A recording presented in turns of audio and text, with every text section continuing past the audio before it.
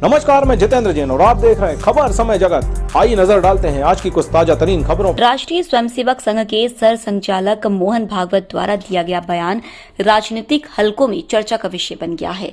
उन्होंने जब से यह कहा है कि अब संघ किसी भी मंदिर आंदोलन को ना तो हाथ में लेने जा रहा है और न ही ऐसे किसी आंदोलन को अपना समर्थन देने का विचार रखता है। ऐसा माना जा रहा है जैसे संघ ने हिंदुत्व के मुद्दे से खुद को दूर रखने की रणनीति बनाई है। इस बारे में हमने चिंता को विचारक श्री अशोक त्रिपाठी से विचार मांगे तो उन्होंने कुछ इस प्रकार व्याख्या की। नमस्कार साथियों, खबर समय जगत में आपका स्वागत है। मैं आपके साथ संदेश नेमा। ताजा बयान राष्ट्रीय स्वयंसेवक संघ के सरसंघ चालक महोदय श्री मोहन भागवत जी ने कहा है कि हर मस्जिद में शिवलिंग क्यों देखना।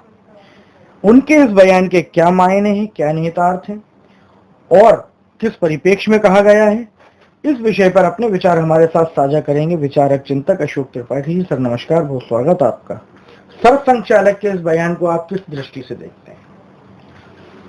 देखिए, यदि व्यापक दृष्टिकोण से देखा जाए तो संघ, ये तो बड़ा स्पष्ट है कि संघ के लिए उसका वैचारिक अधिष्ठान या लक्ष्य माने हिंदू राष्ट्र, देश की गौरवशाली परंपराओं के प्रति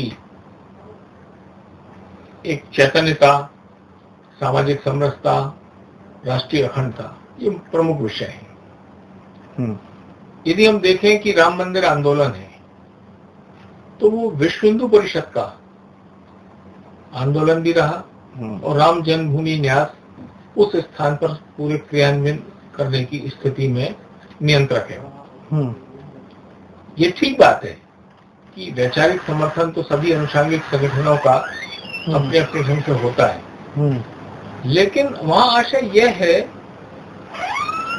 संघ की कार्यप्रणाली, कार्यपद्धति में 1%, 2% स्वयंसेवक, लेकिन वो हिंदू समाज के लिए काम करता है। लेकिन ये हिंदू समाज का विषय है।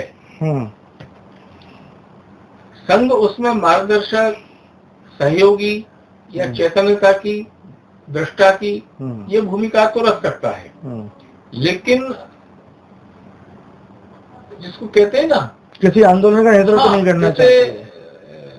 संघ कुछ नहीं करेगा, स्वयंसेवक सब कुछ करेगा। तो ये थोप दिया जाता है ना, संघ ये करेगा, तो निश्चित रूप से ऐसा कहीं प्रश्न आ गया होगा कि आंदोलन करेगा क्या। तो उनका उस दृष्टि से उत्तर ठीक है कि संघ आंदोलन नहीं करेगा। उन्होंने ये थोड़ी कहा कि संघ आंदोलन को रोकेगा। और फिर दूसरा उनका शब्द ये भी है कि जहाँ बहुत ज्यादा आस्था केंद्रित है हिंदू समाज की, जहाँ आस्था केंद्रित है, उन स्थानों को परस्पर बैठ के सद्भाव से निर्णय करना चाहिए, न्यायालय का निर्णय मानना चाहिए। लेकिन उन्होंने ये भी कहा है कि हर मस्जिद में शिवलिंग नहीं देखना चाहिए। और बहुत अच्छी बात उन्होंने जो कही, ये बात कहूंगा मैं, इस देश में सनातन संस्कृति और उसकी गौरवशाली परंपराएं और उसी के अनुरूप लोगों की जीवन पद्धति रही है। अब 700-800 वर्ष पहले कुछ लुटेरे आए जो, जिसको कहना चाहिए कि एक विस्तारवादी प्रक्रिया या यहाँ की धन संपदा, जैसे सोने की चिड़िया कहते थे, लूटने की दृष्टि से आए। वो प्रायः एक ही धर्म विशेष के रहे, तो हम उन्हें लुटेरे कहेंगे, ये भी सच है। और वो धर्म किनका कहलाएगा? लुटेरों का धर्म है।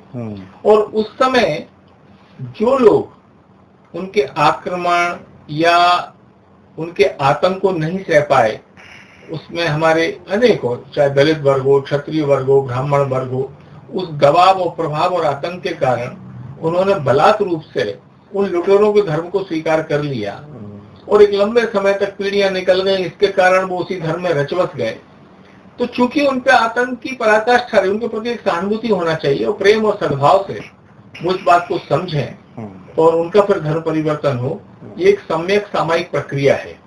तो उन्होंने इस बात को बड़ा स्पष्ट किया अच्छे ढंग से कि लुटेरों के धर्म को अपने ही धर्म मानने वाले लोगों को प्रेम से समझाना चाहिए।